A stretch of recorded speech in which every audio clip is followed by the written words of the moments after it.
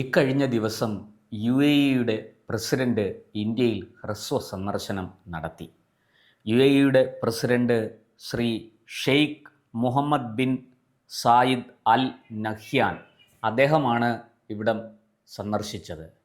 ഈ സന്ദർശനം വളരെ ഒരു ചെറിയ സമയത്തേക്കായിരുന്നു. 2 മണിക്കൂർ മാത്രമാണ് അദ്ദേഹം ഇന്ത്യയിൽ ചെലവഴിച്ചത്.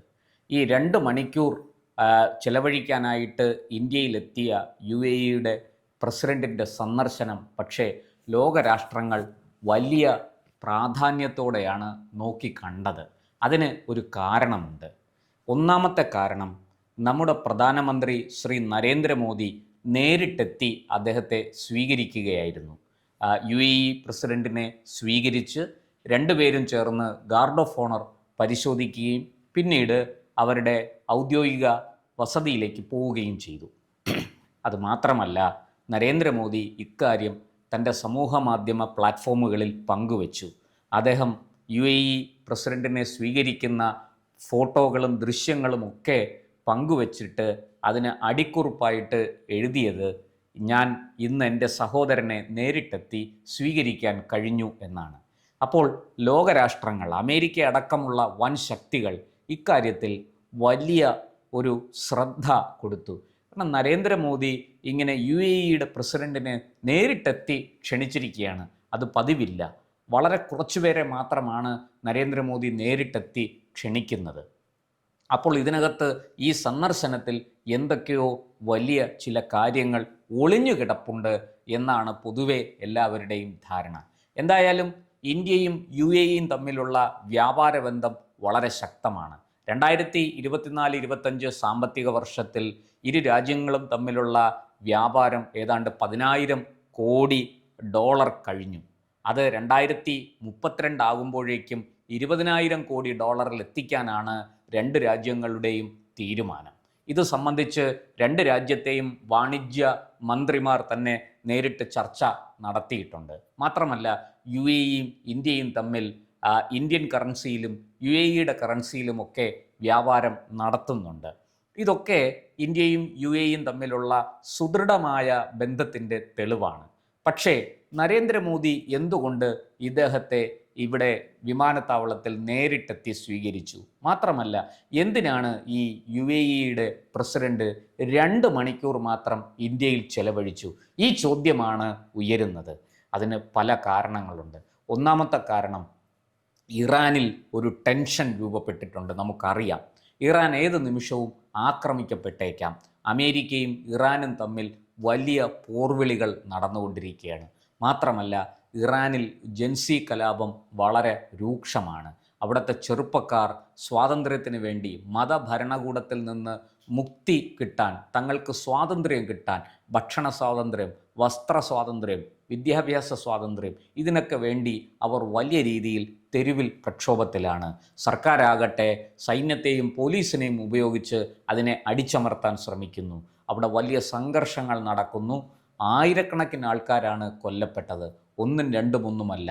ഈ പുറത്തു വരുന്ന കണക്കുകൾ പോലും ശരിയല്ല എന്നാണ് രാജ്യാന്തര മാധ്യമങ്ങൾ റിപ്പോർട്ട് ചെയ്യുന്നത്.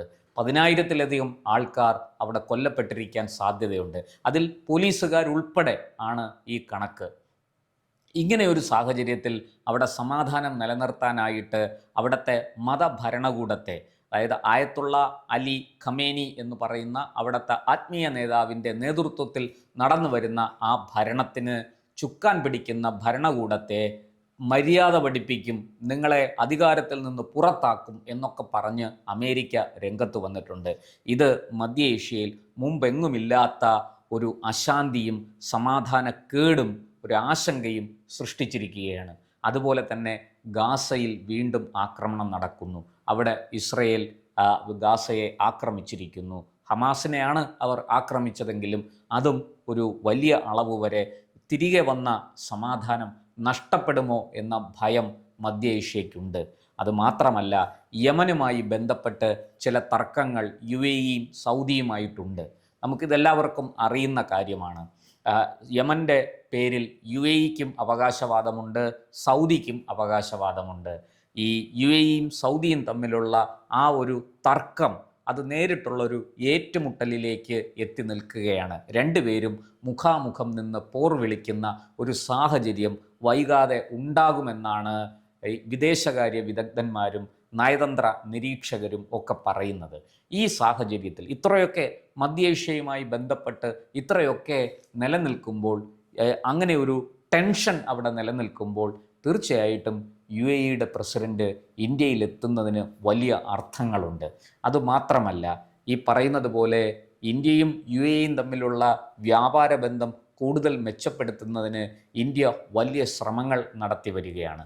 നമുക്കറിയാം, യൂറോപ്യൻ യൂണിയനുമായിട്ട് വ്യാപാര കരാറിൽ ഏർപ്പെടുന്ന ഇന്ത്യ അതുപോലെ തന്നെ അമേരിക്കയുമായിട്ടും ചർച്ചകൾ നടന്നുകൊണ്ടിരിക്കുന്നു. അതേസമയം ചൈനയുമായിട്ട് ബന്ധം പുതുക്കിയിരിക്കുന്നു. ചൈനയിലെ രാഷ്ട്രീയ നേതാക്കൾ ഇന്ത്യയിലെത്തുന്നു, ഇന്ത്യയുമായിട്ട് ചർച്ച നടത്തുന്നു. ഇന്ത്യയിലെ രാഷ്ട്രീയ പാർട്ടികളെയും സംഘടനകളെയും അവർ നേരിട്ട് കാണുന്നു. ഒരു മാറിയ ലോകക്രമം നമുക്ക് മുന്നിൽ തുറന്നു വരികയാണ്. ഇവിടെയും നമ്മൾ കാണേണ്ടത് അതുതന്നെയാണ്. UAEയുടെ പ്രസിഡന്റ് വെറുതെ ഇന്ത്യയിൽ വന്നു പോയതല്ല. അദ്ദേഹം വന്ന് വെറും 2 മണിക്കൂർ മാത്രമേ ചിലവഴിച്ചുള്ളൂവെങ്കിലും നിരവധി പ്രധാനപ്പെട്ട കാര്യങ്ങളിൽ തീരുമാനമെടുത്തിട്ടാണ് മടങ്ങിയിരിക്കുന്നത്. മാത്രമല്ല, ഈ ഉഭയകക്ഷി വ്യാപാര ബന്ധം മെച്ചപ്പെടുത്തുന്നതിൻ്റെ ഭാഗമായി ചില കരാറുകളും ഇതിനകത്ത് ഉണ്ടായി വന്നു എന്നാണ് ലഭിക്കുന്ന വിവരം. വരുന്ന 10 വർഷത്തിനിടെ UAEയും ഇന്ത്യയും തമ്മിലുള്ള ബന്ധം കൂടുതൽ മെച്ചപ്പെടുത്തുകയും ഇന്ത്യക്കാർക്ക് കൂടുതൽ തൊഴിലവസരങ്ങൾ UAEയിൽ ലഭ്യമാക്കുകയും ഒക്കെ ചെയ്യണം എന്ന് അവർ താൽപ്പര്യപ്പെടുന്നു. അതുപോലെ തന്നെ ഈ ഹിന്ദുസ്ഥാൻ പെട്രോളിയം കെമിക്കൽസ് ലിമിറ്റഡ് ഇന്ത്യയുടെ കമ്പനിയാണ്. അത് UAEയിൽ നിന്ന് LNG ഇറക്കുമതി ചെയ്യാനായിട്ട്, അതായത് വലിയ അളവിൽ 0.5 ദശലക്ഷം ടൺ ദ്രവീകൃത പ്രകൃതിവാതകം LNG ഇറക്കുമതി ചെയ്യാനാണ് ഇന്ത്യ ഉദ്ദേശിക്കുന്നത്. അത് സംബന്ധിച്ചുള്ള കരാറുകൾ അവസാന ഘട്ടത്തിലോ ഒപ്പിടുകയോ ചെയ്യുന്ന ഒരു സാഹചര്യത്തിലാണ് എന്നാണ് പൊതുവെ പറയപ്പെടുന്നത്. അതുപോലെ തന്നെ ഈ രാജ്യാന്തര പണമിടപാടുകൾ അത് സാധ്യമാക്കാൻ ഇരു രാജ്യങ്ങളിലെയും ദേശീയ പേയ്മെൻറ്റ് പ്ലാറ്റ്ഫോമുകൾ തമ്മിൽ ബന്ധിപ്പിക്കണം. അതിനു വേണ്ടുന്ന നടപടികളിലേക്ക് 2 രാജ്യങ്ങളും കടന്നിട്ടുണ്ട്.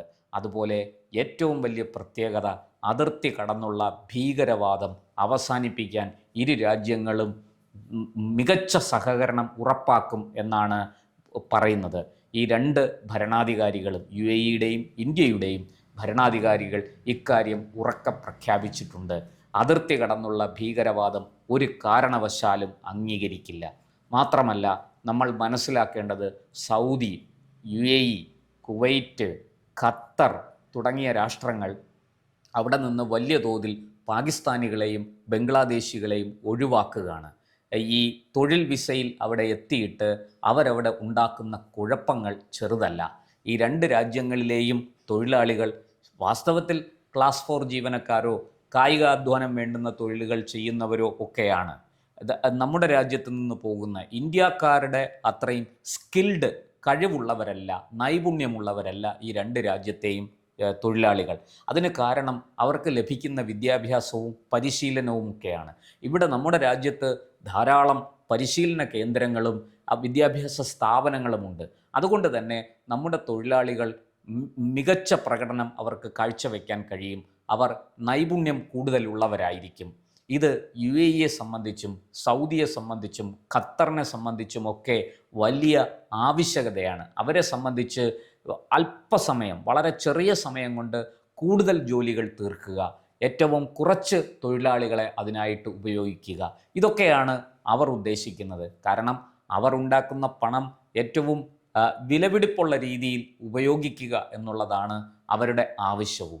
അപ്പോൾ അതുകൊണ്ട് തന്നെ അവർ ഇന്ത്യൻ തൊഴിലാളികളെ കൂടുതലായിട്ട് പ്രിഫർ ചെയ്യും. ഇന്ത്യക്കാർക്ക് UAEയിലടക്കം നമുക്കറിയാം, ഇപ്പോഴും ഈ സൗദിയിൽ നിദാഖത്ത് പോലെയുള്ള വിസ പ്രശ്നങ്ങളൊക്കെ വന്നിട്ട് പോലും ഇന്ത്യക്കാരുടെ ഡിമാൻഡ്, പ്രത്യേകിച്ച് മലയാളികളുടെ ഡിമാൻഡ് അവിടങ്ങളിലെങ്ങും കുറഞ്ഞിട്ടില്ല എന്ന് നമ്മൾ മനസ്സിലാക്കണം.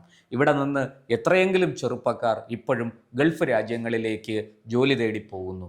അവർക്കൊക്കെ അവിടെ ജോലി ലഭിക്കുന്നുണ്ട്. പലരുടെയും ജീവിതം നമുക്ക് ഈ പറയുന്നത് പോലെ പഴയ ആ ഒരു ഗൾഫൊന്നുമല്ല, ഒരുപാട് മാറ്റങ്ങളുണ്ട്. ആ മാറ്റങ്ങൾ നമ്മൾ ഉൾക്കൊള്ളുകയും വേണം. അപ്പോൾ ഇന്ന് നമ്മൾ ബോംബെയിലോ കൽക്കട്ടയിലോ അല്ലെങ്കിൽ ഡൽഹിയിലോ ഒക്കെ ജോലിക്ക് പോകുന്നത് പോലെ ഉള്ളൂ ഈ ഗൾഫ് രാജ്യങ്ങളിലും ജോലിക്ക് പോകുന്നത്. അത്ര അടുത്തായി കഴിഞ്ഞു നമ്മളും അവരും. അങ്ങനെ ഒക്കെ ഉള്ള സാഹചര്യം ഈ മധ്യ ഏഷ്യയും അല്ലെങ്കിൽ അവിടുത്തെ രാജ്യങ്ങളും നമ്മൾ ഇന്ത്യയുമായിട്ട് നിലനിൽക്കുകയാണ്. ഈ സാഹചര്യത്തിൽ UAE പ്രസിഡന്റ് ഇന്ത്യ സന്ദർശിച്ചത് ഈ ഒരു അടിസ്ഥാനത്തിൽ വേണം നമ്മൾ നോക്കിക്കാണാൻ. അവിടെ ഈ പറഞ്ഞതുപോലെ ഇത്തരം ആശങ്കകളൊക്കെ അവിടെ ഉണ്ട്.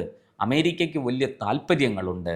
അമേരിക്കയുടെ താല്പര്യം നമുക്കറിയാം, അത് ക്രൂഡ് ഓയിൽ വിൽക്കുന്നതിലാണ് അമേരിക്കയുടെ ഏറ്റവും വലിയ താല്പര്യം. അമേരിക്കയ്ക്ക് പരമാവധി പണമുണ്ടാക്കണം, അമേരിക്കയ്ക്ക് നഷ്ടപ്പെട്ട വിപണി തിരിച്ചു പിടിക്കണം. ഇന്ത്യ അവരെ സംബന്ധിച്ചിടത്തോളം ഒരു നല്ല വിപണിയാണ്. എന്നാൽ ഈ ഗൾഫ് രാജ്യങ്ങളും ഇന്ത്യയും തമ്മിലുള്ള ബന്ധം വളരെ ഊഷ്മളമാകുന്നതും വളരെ ശക്തമായി ദൃഢമായി മുന്നോട്ട് പോകുന്നതും അമേരിക്കയ്ക്ക് അത്ര രുചിക്കുന്നതല്ല എന്ന് മാത്രം പറഞ്ഞു വയ്ക്കട്ടെ. ഇവിടെ ഇന്ത്യ ആരോടും പ്രത്യേകിച്ച് പ്രീണനമോ വൈരമോ എതിർപ്പോ ഒന്നുമില്ല. എല്ലാവരോടും സൗഹൃദത്തിൻ്റെ അന്തരീക്ഷത്തിൽ സൗഹൃദത്തിൻ്റെ കൈ നീട്ടിക്കൊണ്ട് ആണ് ഇന്ത്യ പെരുമാറുന്നത്. അതുകൊണ്ട് തന്നെ ഇന്ത്യക്ക് ഈ പറഞ്ഞ രാജ്യങ്ങളുമായിട്ടൊക്കെ മികച്ച വ്യാപാര ബന്ധവുമുണ്ട്. ആ വ്യാപാര ബന്ധം ഇന്ത്യക്കും ഗുണമാണ്, അവർക്കും ഗുണമാണ്. ഇന്നത്തെ ഈ സാമ്പത്തിക ക്രയവിക്രയങ്ങൾക്കിടയിൽ ഇന്ത്യ മികച്ച രീതിയിൽ മുന്നേറുന്നു. നമുക്കറിയാം നമ്മുടെ GDP ഇപ്പോൾ എവിടെ എത്തി നിൽക്കുന്നു, ലോക സമ്പദ് വ്യവസ്ഥയിൽ നമ്മൾ എവിടെ എത്തി നിൽക്കുന്നു എന്ന് നമുക്കറിയാം. ഇന്ന് നമ്മുടെ രാജ്യത്തേക്ക് നിക്ഷേപങ്ങളുമായിട്ട് വരാൻ വലിയ വലിയ കമ്പനികൾക്ക് ബുദ്ധിമുട്ടില്ല, അവർ തയ്യാറാണ്. അതുപോലെ UAE ഇന്ത്യക്കാരെ ജോലിക്ക് വിടാൻ നമുക്കും ബുദ്ധിമുട്ടൊന്നുമില്ല. ഇങ്ങനെ ഒരു ഊഷ്മളമായ അന്തരീക്ഷം ഇതിനകത്ത് നിലനിൽക്കുന്നുണ്ട്. ആ സാഹചര്യത്തിൽ ഈ UAE പ്രസിഡന്റ് ഇന്ത്യ സന്ദർശിച്ചതിന് വലിയ വില തന്നെയാണ് കൽപ്പിക്കേണ്ടത്. പ്രത്യേകിച്ചും ഈ അശാന്തിയും സമാധാനമില്ലായ്മയും വർദ്ധിച്ചു വരുന്ന ഒരു സാഹചര്യത്തിൽ നരേന്ദ്രമോദിയെ പോലൊരു നേതാവിൻ്റെ ഇടപെടൽ അതിനകത്തുണ്ടാകുന്നത് തീർച്ചയായിട്ടും ഈ സൗദിക്കും UAE ഖത്തറിനുമൊക്കെ വലിയ ആശ്വാസം നൽകുന്നതായിരിക്കും. കാരണം ഇന്ത്യ അങ്ങോട്ട് ആരോടും വഴക്കിന് പോകാത്ത, ആരോടും യുദ്ധത്തിന് പോകാത്ത ഒരു രാഷ്ട്രമാണ്. ലോകം മുഴുവനും അത് അംഗീകരിച്ചിട്ടുണ്ട്. അങ്ങനെയുള്ളൊരു രാഷ്ട്രത്തിൻ്റെ സഹായം, അങ്ങനെയുള്ളൊരു രാഷ്ട്രത്തിൻ്റെ പിന്തുണ, അതൊക്കെ എല്ലാ രാഷ്ട്രങ്ങളും ആഗ്രഹിക്കുന്നു, UAE ആഗ്രഹിക്കുന്നു. കൂടുതൽ വാർത്തകളും വിശേഷങ്ങളും നേരിട്ട് ലഭിക്കാൻ ജനങ്ങളിൽ നിന്ന് ജനങ്ങളിലേക്ക് ജനഭൂമി ന്യൂസ് സബ്സ്ക്രൈബ് ചെയ്യൂ. ബെൽ ബട്ടൺ അമർത്താനും മറക്കരുത്.